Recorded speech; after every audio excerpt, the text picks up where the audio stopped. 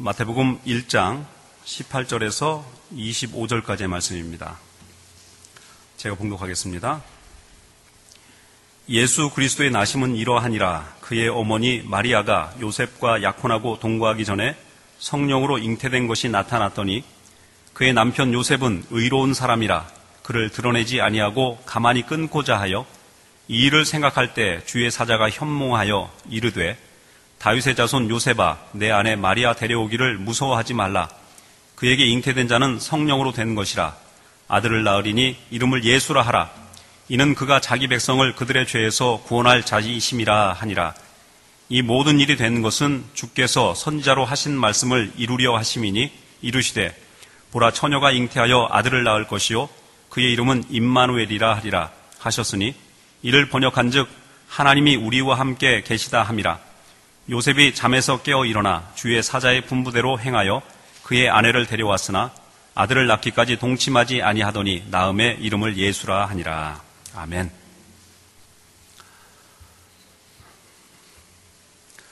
하나님께서 인간을 구원하시기 위하여서 인간의 몸을 입고 낮고 천한 인간 세상에 오셔서 그 사랑을 보여주신 그 귀한 성탄의 절기에 하나님께서 이 땅에 허락하신 평화와 기쁨이 여러분과 우리 모든 교회에 충만하길 간절히 원합니다.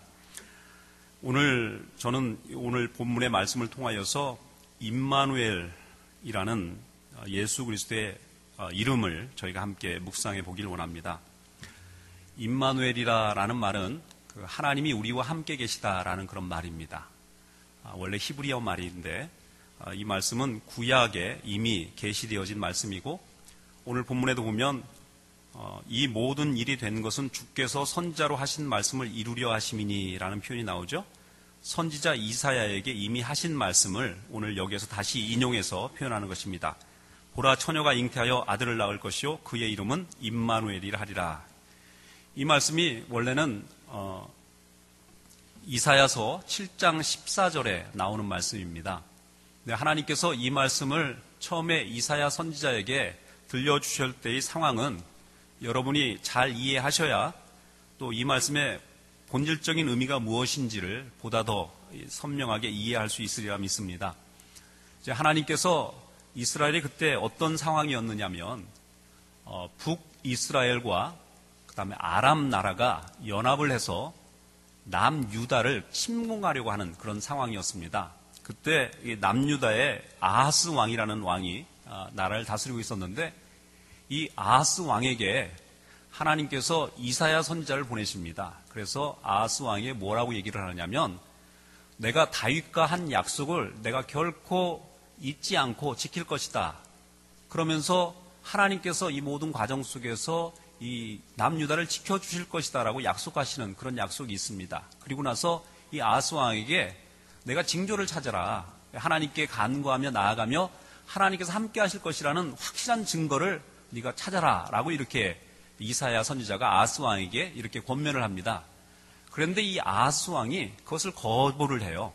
하나님께서 징조를 찾으라고 했는데 그렇게 하지 않겠다고 얘기합니다. 이 아하스 왕이 왜 그렇게 하느냐면 그 당시에 아하스 왕은 하나님을 의존하는 것보다 자신들에게 동맹을 약속한 아수르군을 의지하는 마음이 더 강했습니다. 그래서 저렇게 그때 당시에는 가장 큰 강국이었던 아수르 나라가 우리를 도와주겠다고 이미 약속을 했는데 왜 우리가 하나님 앞에 나아가 하나님의 도우심을 구하고 하나님께 징조를 구해야 합니까? 라는 마음으로 이 이사야 선지자의 권면을 무시해버립니다. 그래서 하나님께서 다시 이사야 선지자를 통하여서 이런 말씀을 하시는 거예요. 보라 처녀가 잉태하여 아들을 낳을 것이요 그의 이름은 임마누엘이라 하리라. 이게 무슨 말이냐면 나중에 이스라엘을 위하여서 구원자를 주실 것인데 그 구원자의 이름이 임마누엘이라 하리라. 근데 그 임마누엘이 무슨 말이에요? 내가 너와 함께 하리라 라는 말이에요. 내가 너와 함께 하리라. 그러니까 다시 말하면 하나님께서는 이 말씀을 통하여서 이스라엘에게 무엇을 또 말씀하고 있느냐면 지금 아하스 왕이 세상의 권력과 군사력을 힘입어서 하나님께 의지하지 않고 하나님을 거부하고 배척하는 모습으로 지금 나왔지만 나는 이러한 이스라엘을 위하여서 마지막에는 구원자를 줄 것만 아니라 그와 함께 그들과 함께 하고 있다는 사실을 보여주고 그것을 확증하겠다라는 그런 말씀입니다. 단순히 아무 때나 내가 너와 함께 할게 라는 그런 단순한 말이 아닙니다. 지금 아하스 왕이 하나님께서 그와 함께 하시겠다고 다만 징조를 구할 것을 요구했음에도 불구하고 하나님의 그러한 요구 앞에 거부하며 배척하는 이스라엘을 향하여서 하나님이 여전히 당신의 사랑을 보여주시면서 내가 너와 함께 하리라 라는 약속을 하고 있다는 얘기예요. 이것이 임마누엘의 가장 중요한 의미입니다. 여러분, 성경에 보면 하나님이 함께 하셔서 인생에 승승장구한 사람이 많이 있습니다. 여러분, 구약 성경에 요셉이라는 사람을 기억하실 것입니다. 어린 나이에 형들의 질투를 받아서 이 구덩이에 빠지고 그리고 애굽 상인들에게 팔려가지고 애굽에 가서 종살이를 합니다.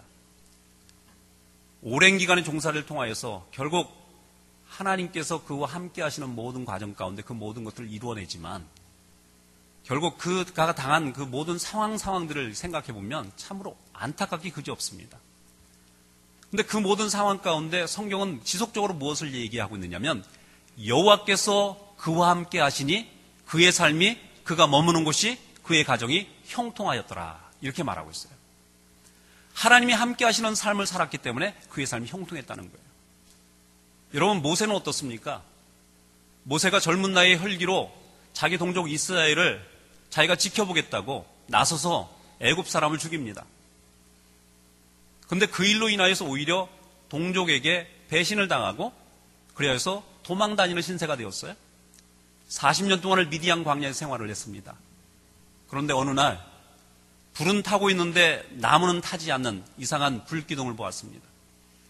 이상한 마음에 그곳을 갔습니다. 그랬더니 하나님께서 그에게 나타나셔서 뭐라고 말씀하시냐면 내 동족 이스라엘을 애굽에서 구원하라 라는 놀라운 사명을 주십니다. 근데 그 사명을 듣고 이 모세는 순간적으로 마음속에 당황한 마음이 들었습니다. 왜냐하면 이미 40년 전에 그가 시도했던 거예요. 자기가 나서서 애굽 사람을 쳐 죽이면 이스라엘 사람들이 자기 편이 되어지고 또 그 과정을 통해서 이스라엘 백성들을 구원할 것이다 라는 어떤 기대를 가지고 그 일을 행했을 것입니다. 그런데 그때는 하나님께서 놔두셨어요. 근데 지금 40년 동안 아무런 권력도 없이 아무런 능력도 없이 광야 생활을 했던 자기에게 나타나셔서 이스라엘 백성을 구원하라 하시니까 마음속에 분노가 일었습니다. 그러면서 하나님께 비아냥거립니다. 내가 무엇을 할 수 있습니까? 나는 아무것도 할 수 없습니다. 말도 못하는 사람입니다. 하나님께서 뭐라고 그러셨어요? 내가 너와 함께 하리라 라고 약속하셨어요. 과거 40년 전에는 네가 네 힘과 네 능력으로 무엇인가를 하려고 했지만 이제 내가 너와 함께 하리라. 이 말씀 때문에 모세는 자기의 사명을 완수합니다. 모세의 뒤를 이어서 여호수아가 이스라엘 리더가 됩니다. 근데 이 여호수아는 굉장히 믿음 좋은 사람이었습니다. 애굽에서 출애굽하고 그래서 한 2년 정도를 온 이스라엘 백성들이 행군을 한 다음에 가데스 바네아라는 곳에 도착을 합니다. 거기에서 하나님께서 약속하신 가나안 땅에 들어가려고 하는데 먼저 12명의 정탐꾼을 모아서 이 사람들을 먼저 정탐을 보냅니다. 근데 불행하게도 그 12명 중에 10명이나 되는 사람이 돌아와서 부정적인 보고를 합니다. 이 저곳에 사는 사람들은 기골이 장대하고 거인 같아서 그 앞에 서 있는 우리들은 메뚜기와 같은 존재일 뿐입니다라고 얘기를 합니다. 그래서 그 말을 듣고 온 이스라엘 백성들이 기가 죽고 사이가 저하돼서 하나님 앞에 애원하면서 왜 애굽에서 죽을 수 있는 사람들을 이곳까지 끌고 와서 이곳에서 죽이려 하십니까? 라고 하나님께 한탄을 합니다. 근데 그런 상황 가운데서 담대하게 저 땅은 하나님께서 우리에게 주신 땅입니다. 저 땅을 향해서 나아가면 하나님께서 반드시 주실 것입니다. 라고 선언했던 사람이 바로 여호수아입니다. 그런 믿음이 있었어요. 그런데 그가 38년이 지난 이후에 모세가 죽은 다음에 그가 이스라엘 백성들을 인도해야 하는 지도자의 위치에 서야 하니까 그 마음속에 두려움이 들었습니다. 그래서 백성을 놔두고 홀로 길을 가고 있는데 하나님의 사자가 그에게 나타납니다. 내가 무슨 능력으로 이 이스라엘을 이끌 수 있겠습니까? 라고 이야기했더니 하나님의 사자가 뭐라고 했냐면 너는 좌루나 우루나 치우치지 말고 행하라. 내가 너와 함께 하리라. 이 약속을 하셨어요. 그 약속을 들은 여호수아는 담대함으로 그의 사역을 완수합니다. 예레미야가 하나님의 부름을 받았을 때도 마찬가지입니다. 하나님께서 백성들에게 내가 내 입에 주는 말로 백성들에게 고하라라고 말씀했을 때 예레미야가 뭐라고 했냐면 나는 나이도 어리고 그러한 말을 할 수 있는 그런 사람이 못 됩니다. 그랬더니 하나님께서 그에게도 동일한 말씀하셨습니다. 내가 너와 함께하리라. 그게 임마누엘의 약속이에요. 요한복음 1장 10절에 보면은 말씀이 육신이 되어 우리 가운데 거하심에 우리가 그 영광을 보니 아버지의 독생자의 영광이요 은혜와 진리가 충만하더라 라는 말씀이 있어요. 말씀이 육신이 되어 우리 가운데 거하심에 라는 표현이 있어요. 여기서 거하신다라는 말은 장막을 짓다라는 표현입니다. 장막을 짓다. 이 말이 무슨 말이냐면 이스라엘 백성들은 출애굽할 때 이 장막 생활을 했습니다. 근데 그 장막의 가운데 커다란 장막을 하나를 더 졌는데 이 장막 안에는 법궤를 보관했습니다. 그것을 성막이라고 표현을 합니다. 근데 이 법궤 속에는 어떤 상징이 들어가 있느냐면 하나님이 그들 가운데 임하셨다라는 상징이 들어가 있어요. 그러니까 우리 가운데 거하셨다, 우리 안에 장막이 되셨다라는 말은 하나님께서 우리에게 오셔서 옛날의 장막처럼 우리와 함께 하신다라는 표현입니다. 이것이 신약시대에 우리에게 표현하신 하나님의 임재의 약속입니다. 이 하나님은 우리에게 그저 막연하게 사랑한다, 너희는 나의 백성이다라고 선언하는 것에 그치지 않고 직접 우리 가운데 임하셔서 우리와 함께 하시고 그의 사랑을 보여주십니다. 함께 하지 않는 사랑은 무의미합니다. 눈에서 멀어지면 마음마저 멀어진다고 했나요? 가까이 하지 않으면 사랑은 식어가는 것입니다. 옛날에 실제 있었던 일이라고 합니다.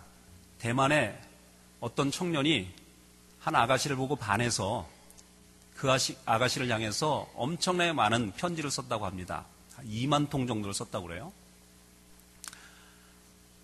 그런데 그 아가씨가 결혼한 사람은 그 편지를 전달해 줬던 집배원 아저씨였습니다.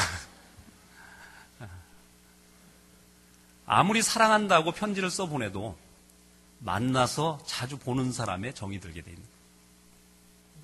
아마도 하나님께서는 우리에게 그 사랑을 드러내 보이고 그 사랑을 깨닫도록 하기 위하여서 우리에게 직접 오셨는지 모르겠습니다. 여러분, 하나님의 사랑은 어떤 의미에서는 참 짝사랑 같아요. 성경의 곳곳을 보면 우리 인간들이 얼마나 아둔하고 무지한지 하나님께서 끊임없이 우리에게 사랑을 표현하시고 주셨는데도 불구하고 그 하나님의 사랑을 깨닫지를 못하는 것 같아요. 성경은 어떤 의미에서는 하나님의 연애 백서입니다. 저는 그렇게 생각해요.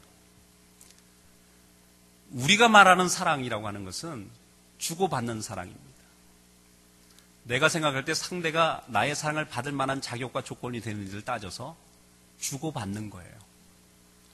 저도 옛날에 짝사랑을 많이 해봤는데 안 해보셨어요, 여러분들? 짝사랑? 네. 저만 또 외계인인 것처럼 그러세요. 네. 물론 많은 여자들이 저를 짝사랑했을 거라고 믿습니다만 짝사랑을 많이 해봤는데 짝사랑이 참 아프죠. 마음은 주는데 상대방이 받지를 못하고 눈치도 못 채고 그게 짝사랑이 아픈 거예요. 근데 그 짝사랑이라고 하는 것이 쉽게 끝나더라고요. 상대방의 어떤 자그마한 실수와 자그마한 빈틈에 사랑의 감정이 사라져버리더라고요. 여러분들 기억하십니까? 너무나 좋아했던 사람인데 어느 날 대화하다가 이에 낀 고춧가루 하나 때문에 사랑하는 마음이 싹 사라져버립니다. 영어 단어 하나 잘못 읽는 거 가지고 그 사람의 지식 수준 생각하면서 사랑이 사라져버리는 게 우리예요. 그 사람의 말 표현 하나 때문에 상하고 그 사람의 조건 하나가 사라질 때 우리는 그 사랑을 인해 접어버립니다. 그게 우리가 말하는 사랑인 거예요. 근데 하나님의 사랑은 어떤 사랑이냐면 우리가 끊임없이 하나님의 사랑을 거부하고 배척하고 거부함에도 불구하고 여전히 포기하지 않는 사랑입니다. 하나님께서 모든 조건을 만족시키시고 인간에게 최상의 환경을 조성해 주시고 그 속에서 하나님과의 사랑을 아름답게 갖고 가길 원하셨어요. 근데 그 가운데서도 배신했습니다. 죄를 지었어요. 끊임없이 돌아오라고, 내가 너희를 향한 사랑이 이렇다라고 수없이 말하며 애원하며 강조했지만, 그럴 때마다 사람들은 하나님을 실망시키고 하나님을 저버렸습니다. 우리는 쉽게 포기하는 사랑을 하지만, 그러나 하나님은 포기하지 않는 사랑을 하십니다.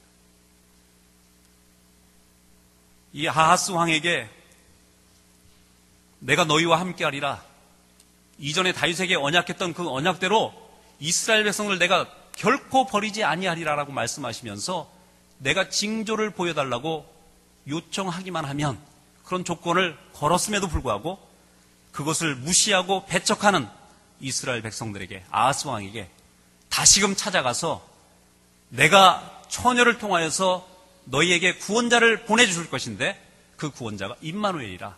다시 말하면 너희가 그러한 나를 배척하고 거부하고 무시하는 태도를 보였음에도 불구하고 나의 사랑은 끊임없이 너희와 함께 할 것이다. 내가 너희와 함께 할 것이다 라고 약속하신 그 하나님의 사랑, 이것이 임마누엘의 사랑인 거예요.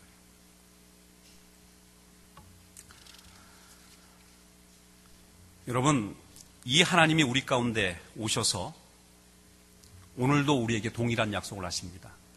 볼지어다 내가 세상 끝날까지 너희와 함께 하리라. 이게 예수님의 마지막 말씀이었습니다. 우리가 비록 끊임없이 주님을 배반하는 삶을 삽니다. 우리의 연약함과 한계 때문에 여전히 주님을 만족시키지 못하고 여전히 주님 앞에 죄송스러운 모습으로 살아갑니다. 그런데 그런 모습에도 불구하고 주님은 여전히 우리에게 나타나셔서, 다가오셔서 임마누엘로 함께 하십니다.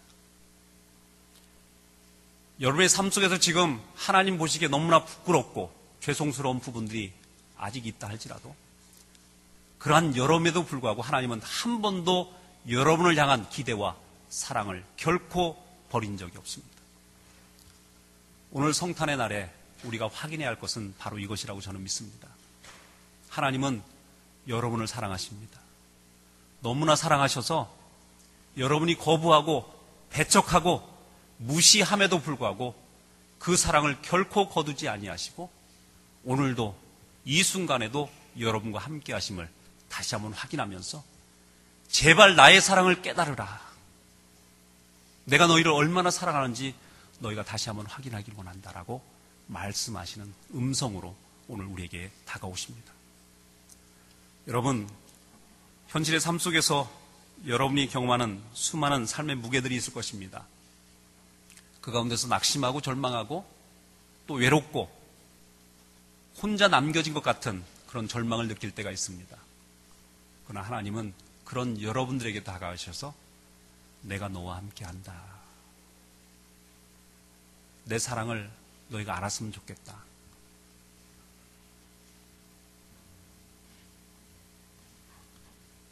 우리가 삶을 살아가다가 혼자 버려진 것 같은 그 절망감을 느껴질 때가 있지 않습니까?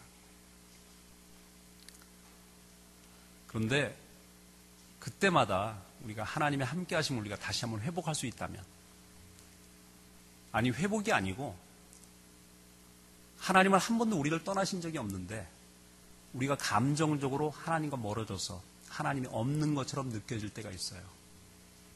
그때마다 다시 돌이켜서 나와 함께 하시는 하나님을 회복할 수만 있다면, 그 확신할 수만 있다면 우리의 삶의 모든 현실 가운데 우리는 승리하는 삶을 살 수 있으라 믿습니다.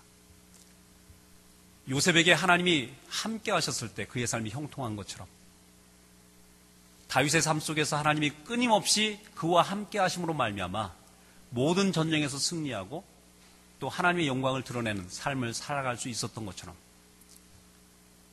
하나님께서 여러분의 삶에도 함께 하신다면, 그것을 확신하고 믿음을 가지고 나아갈 수만 있다면 우리는 구약의 수많은 영웅들과 동일한 승리의 삶을 오늘도 살아갈 수 있으라 믿습니다. 복된 이 절기에 이 임마누엘 되신 하나님이 여러분에게 함께 하시며 또 그 가운데서 여러분의 삶에 능력과 힘으로 함께 하셔서 결국 승리케 하시는 하나님으로 함께 하심을 다시 한번 확인하는 여러분 모두가 되길 간절히 축원합니다. 우리 함께 기도하겠습니다.